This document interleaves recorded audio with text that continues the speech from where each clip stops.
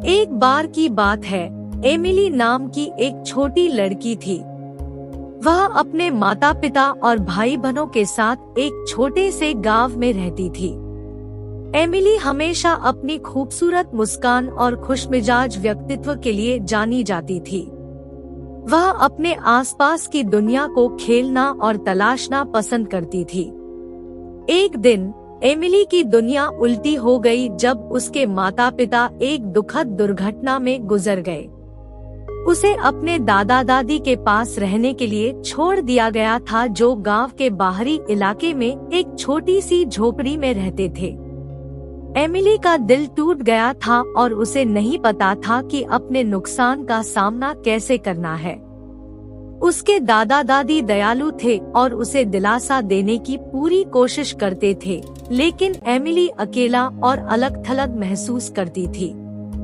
गांव में उसका कोई दोस्त नहीं था और वह अपना अधिकांश दिन एकांत में बिताती थी। उसकी एक बार उज्जवल और हंसमुख आत्मा धीरे धीरे दूर हो गई। एक उदासी ने उसे खा लिया। जैसे जैसे दिन बीतते गए, एमिली अधिक से अधिक पीछे हटती गई। उसने खेलना और तलाश करना बंद कर दिया और अपना अधिकांश समय खिड़की के पास बैठकर दुनिया को बिना देखे ही घूरते हुए बिताया। उसके दादा दादी ने उसे उसकी उदासी से बाहर निकालने की हर संभव कोशिश की, लेकिन कुछ भी काम नहीं आया। एक दिन एमिली ने जंगल में टहलने का फैसला किया। उसे हमेशा जंगल से प्यार था, लेकिन आज कुछ और ही लग रहा था। पेड़ उतने ऊंचे नहीं थे, फूल उतने जीवंत नहीं थे और पक्षी उतने हंसमुख नहीं थे। एमिली ने निराशा की भावना महसूस की जो उसने पहले कभी अनुभव नहीं की थी। वह तब तक चली जब तक कि वह एक छोटी सी धारा में नहीं आ गई। वह एक चट्टान पर बैठ गई और बहते पानी को देखती रही।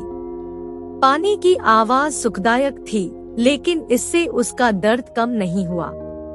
अचानक उसे झाड़ियों में सरसराहट सुनाई दी। उसने मुड़कर देखा तो पेड़ों से एक हिरण निकल आया। यह अब तक की सबसे खूबसूरत चीज थी जो उसने देखी थी। हिरण उसके पास आया और एमिली को शांति का एहसास हुआ। वह जानती थी कि यह उसके माता पिता की ओर से एक संकेत था, जिससे उसे पता चल गया कि वे हमेशा उसके साथ थे। उसे सुकून का एहसास हुआ और उसका दिल खुशी से भर गया। उस दिन से एमिली हर दिन हिरण को देखने के लिए जंगल में जाती थी। वह घंटों बैठकर इसे देखती और धीरे धीरे उसकी आत्मा ठीक होने लगी।